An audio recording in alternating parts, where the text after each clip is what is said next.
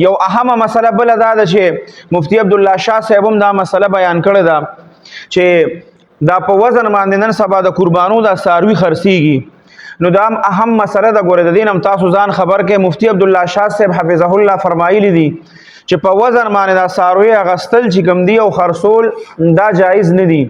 اغي وسره خپل علتونه هم بیان کړي دي کله چې دا ته په کنده باندې ادره نو بیا دا سا اخلي دک وخت کې د دا وزن کمیږي او سیوا کیږي هم بل دې کې دنه سوټي دي دا هر ساغي د خپل علتونه وسره بیان کړي دي. یاد ساته د پاکستان چې څومره دارالفتاګانی دي که هغه د کراچي دارالعلوم کراچي دا که هغه بنوري ټاون دی که هغه جامعه فاروقیه ده مفتی تقی عثماني صاحب دې ټولو په دې باندې فتوا ده چې په وزن باندې ته دا زناور چې کوم دی د قربانۍ ده دا خرصول هم شي او دا اغستې هم شي. هغې په دې باندې فتوا ورکړې جامعه اشرفیه والا چې کوم دي نو هغې پکې هم څه شرایط لګوي خو هغې دا چې څه مدارس داسې دي چې هغې په دې باندې د جواز فتوا نه ورکوي. نو د پاکستان چې څومره غټ غټ مدارس دي نو هغې وایي چې دا په وزن باندې د قربانۍ دا زناور اغستل چې دي نو دا جایز دي خو هغې ورسره بیا شرایط لګوي چې کله دا ګاک او د اغستونکي او خرڅونکي دواړه دي هلته ولاړي او د هغه په مخ کې دا زناور هلته طول شي. خو دې کې یو مسله بله مخې ته راغلې ده چې اکثر دا خلک چې نو دي د دې زناورو په دې غوږ باندې یو نمبر لګولي او هلته بیا یو لیست لګولي بیا به ته هغه د زناور په غوږ باندې به نمبر وګورې او بیا به راشي هغه لیست کې به وګورې هغه زناور ته به هغه خپل وزن لیکلي چې دا زناور دومره دی. نو بعض خلکو پکې موږ ته دا وایي چې هغه زناور که هفته مخکې تول شوی دی او که درې ورځې مخکې تول شوی دی خو بیا هغه ټایم یې تا ته نه تلي. خو بیا ما ته یو مولي صاحب هغه ووایي چې نه ما خو چې چا سره خبره کړې هغه وایي چې نه مونږ په هغه ځای کې هغه ټایم کې تلو زناور. نو یاد ساتئ دی کې ګوره بیا ډېرې مسلې مخې ته راځي او دې کې د دارالعلوم دیوبند چې کومه فتوا ده هغې ګورې د دې د جایز کولو اجازت نه ورکوي هغې وي دا ناجایزه دي هغې ځکه د دې د جایز طرف ته نه دي هغې ورته ناجایزه ویلي خو د پاکستان چې څومره دارالفتاګانې دي هغې ورته جایز وایي. نو یاد ساتئ دی کې ګورې که چرې مونږ په دې باندې د مفتی عبدالله شاه صاحب خبر هغه هم وایي چې جایز نه دي نو په دې کې بیا وروستو یو مسلې باندې چې ته فتوا ورکې په دې کې اوس د علماو اختلاف دی په منځ کې او چونکې دا نو اختلاف چې مخې ته راشي نو بیا خامخا په هغې کې نورې مسلې مخې ته راځي نو دې کې بیا خلک اکثر مانه خلکو دا تپوس هم وکړه چې په دې کې خو بیا مونږ چې لاړ شو او دکاندار ته ووایو چې یاره یو چرګ راله راکړه نو هغه چرګ هم دکه شان سره د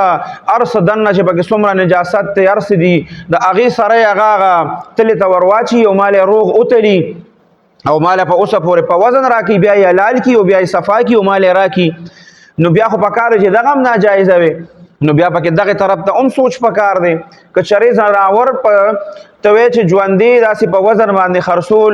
دا ناجایزه شو نو بیا پکې دغه طرف ته هم سوچ پکار دی چې یاره دا چرګان چې اوسه پورې خرڅېدل او اوسه پورې خرڅېږي نو د دې به بیا څه حکم وي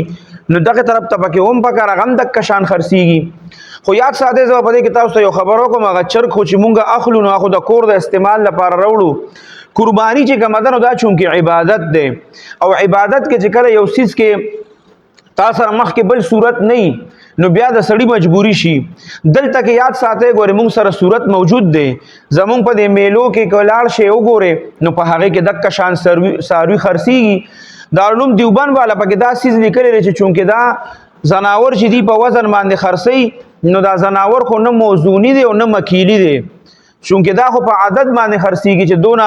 غویان مې واغشته دونه چیلي مې واغشته دونه ګډان مې واغسته په یو دوه درې په عدد باندې خرڅېږي معدودي دي نو د دې د وجې نه ورته هغې ناجایزه وایي.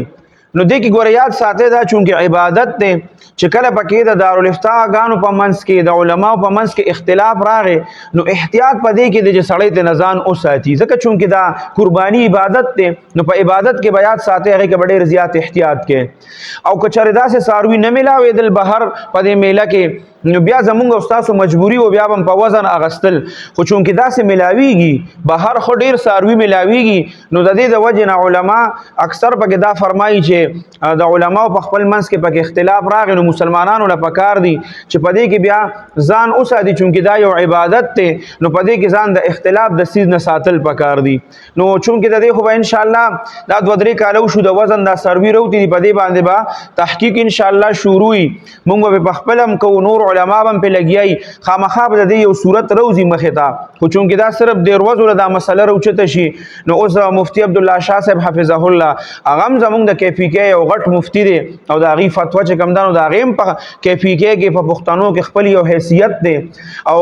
کم دا مدارس والا چې فتنو هغه ورته ناجایزه ویلي او کم دا مدارس والا چې دي غټو غټو مدرسو والا فتوی ورکړي نو هغې ورته جایز ویلي دي د علوم دیوبند والا چې کوم دی نو هغې هم ورته ناجایزه ویلي دي نو د دې د وجې نه د دې اختلاف د وجې نه احتیاط دا دی زما خپله رایه دا ده احتیاط په دې کې دی چونکې دا عبادت دی نو په دې کې تاسو هم احتیاط وکړئ او داسې څاروي ډېر دي ځان له واخلې که داسې نه ملاوېدل بیا مجبوري وه نو تاسو هم دغه طرف ته خیر دی لا مه ځئ چې تر څو پورې د علماو د طرف نه دا مسله واضحه شوي ني